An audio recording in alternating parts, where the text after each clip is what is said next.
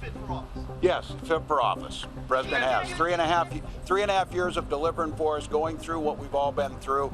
None of us are denying. Thursday night was a bad performance. It was a bad hit, if you will, on that. But it doesn't impact what I believe. He's delivered.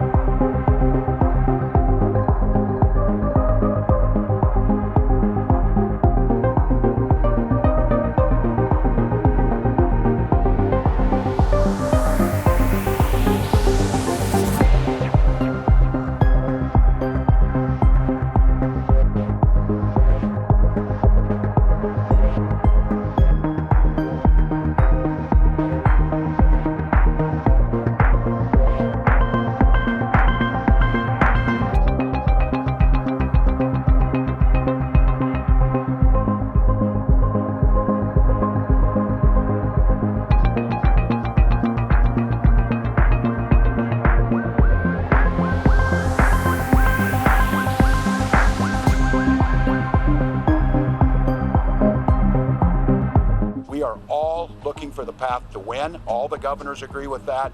President Biden agrees with that. He has had our backs through COVID, through all of the recovery, all of the things that have happened. The governors have his back, and we're working together just to make very, very clear on that. A path to victory in November is the #1 priority, and that's the #1 priority of the president.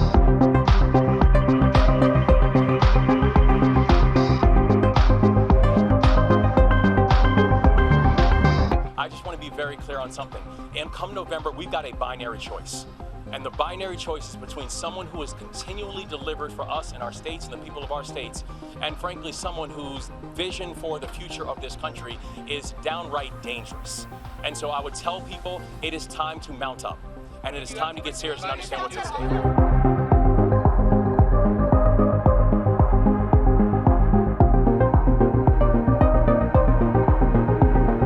I think the president had a tough night. I think all of us have difficult nights.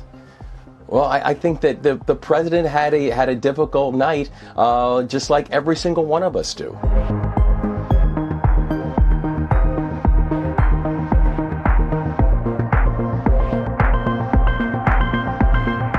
President Joe Biden is in it to win it. And all of us said we pledged our support to him because the stakes could not be higher. We will stand with the president as we fight that force being Donald Trump.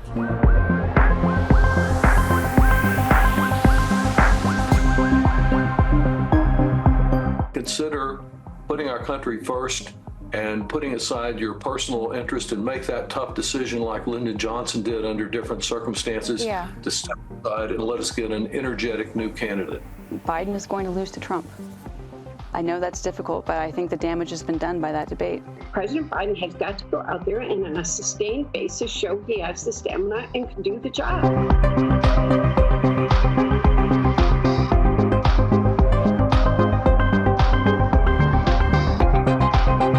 Does anyone really believe that 3 years from now, Joe Biden is going to be in the Oval Office, is going to be able to be there, is going to be functioning as the US president?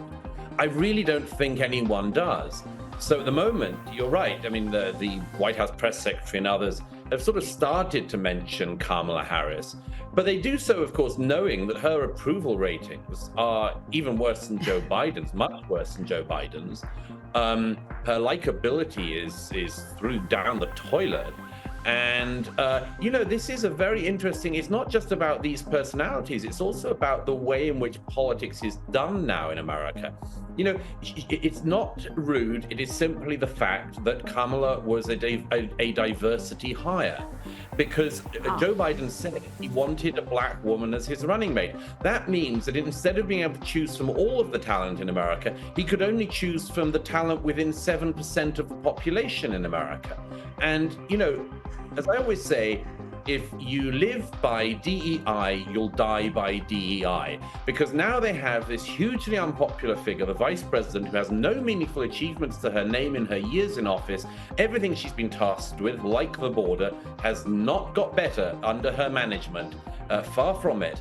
And here you have this person who they now cannot pass over because of their own rules that they have invented and decided to play by. So I mean, you know, it's not my concern, as it were, to advise the Democrat Party, but I would just say, you know, it's clear that Joe's not going to make it. It's clear that Kamala would lose to anyone.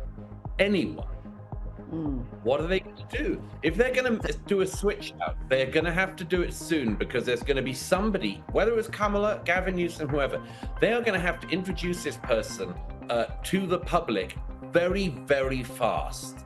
And they don't have a day to lose, in my view.